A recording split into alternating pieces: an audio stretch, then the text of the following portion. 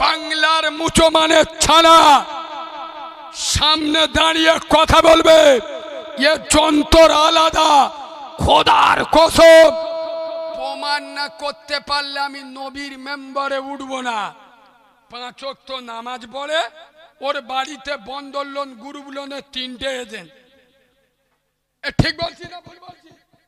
ও হাজি সাহেব হজ করে এসে ওর বাড়ির বৌমা বন্দর লোনের সভাপতি।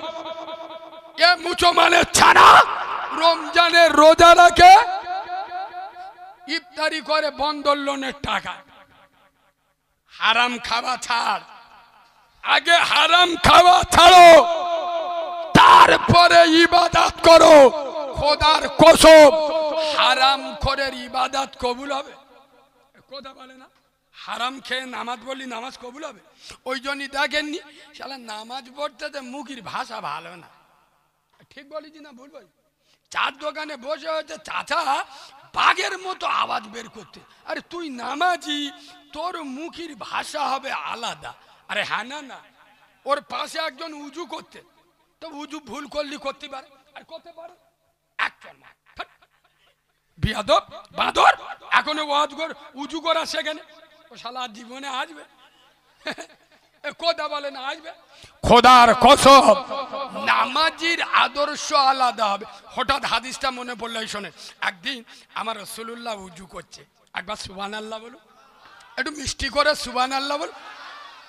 পাশে এক সাহাবা হুজুর উজু করছে, ভুল উজু করছে, বুঝলে? নবী কিন্তু একবার বলি না বাবা দাঁড়া, কিরাম উজু করছে ভালো করে শিখেলাম। নবী এমন বলেননি। হাই হাই, আমার নবীর আদর্শ শুনবেন। আমার নবী বলছে বাবা দাঁড়া, আমি উজুটা তোমার আগে প্রথম করি, আমার উজুটা দেখে নাও আমার ভুল হচ্ছে কিনা। আমার ভুল হলে তুমি বলে দেবে, একবার সুবহানাল্লাহ বলবে। আদর্শ কার বল?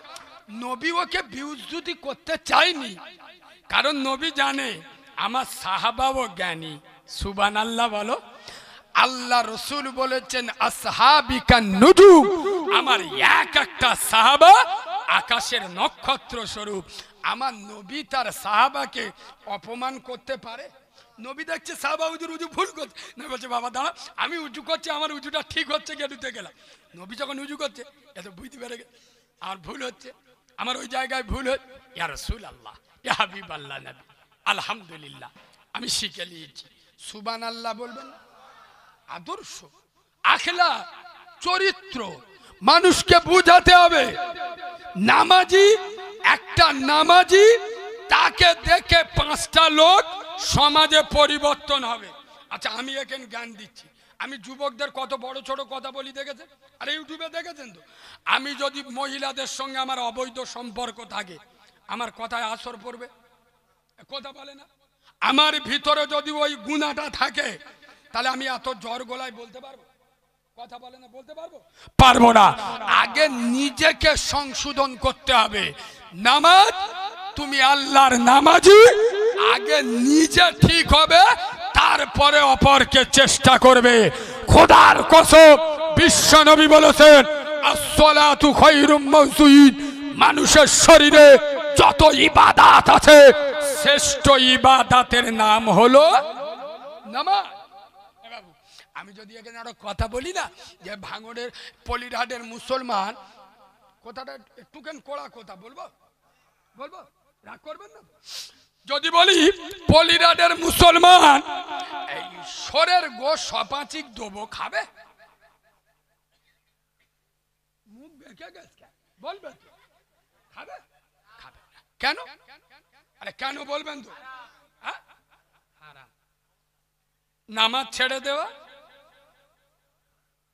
বাদরামি করার জায়গা পাও নাই, ওই জন্য বললাম না আমার সামনে ও সোতার দরকার নাই। চুমো খাওয়া মাল আমি নয়। এরা জেনে রেখেছে সরের গোশ খাওয়া হারাম। এরা হারাম বলে খায় না যে তা না, বাপ দাদা ছোট হইতে খায় না, ওই জন্যই খায় না। আরে যদি সত্যি হারাম বলে না খায়, তাহলে সরের গোশ খাচ্ছ না, নামাজ ছেড়ে পড়ে না কেন? এই নামাজ পড়ি না কেন? যদি সোনার গোশ হারাম হয়, যদি জেনে না খাও নামাজ ছেড়ে দেবা হারাম করিস না। আগামী করার জায়গা বলাই। আমি যদি বলি কলিরহাটের মুসলমান নিজের মারপেটের বোনের সাথে মেলামেশা করবে, বললুম না এমন কথা বলবো 2 বছর যাতে কানে বাজে। চুমো খাওয়াবো আজ বাবা বোনাইকে আমি করবনি।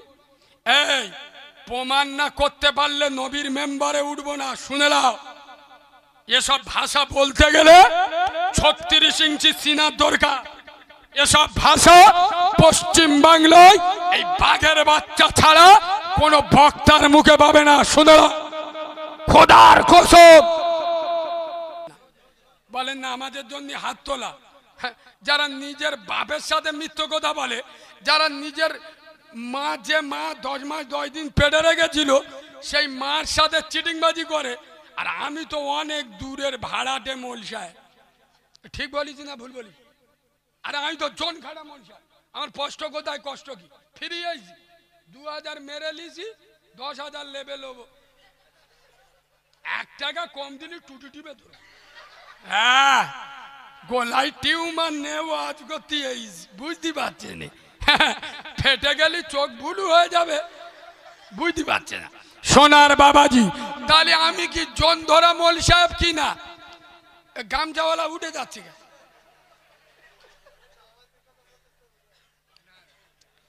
আচ্ছা আমি নামাজের কথা বলছি না, আমার প্রত্যেকটা জলসায় নামাজের কথা থাকে না থাকে না ভাই? যে যা ইবাদত করুন খোদার কসম বেনামাজির কোন আমল আল্লাহর দরবারে কবুল।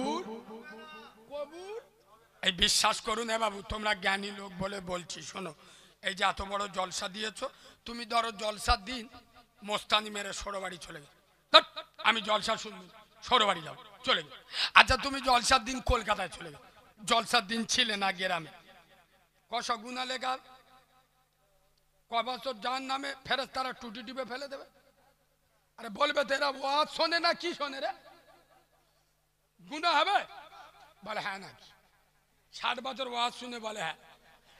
জলসা শোনা ফরজ, জলসা দেওয়া ফরজ, ওয়াজিব, সুন্নত, নফল। দিলে ভালো, না দিলে গুনানি। শুনলে ভালো, না শুনলে গুনানি। নামাজ ছেড়ে দিলে গুনাহ।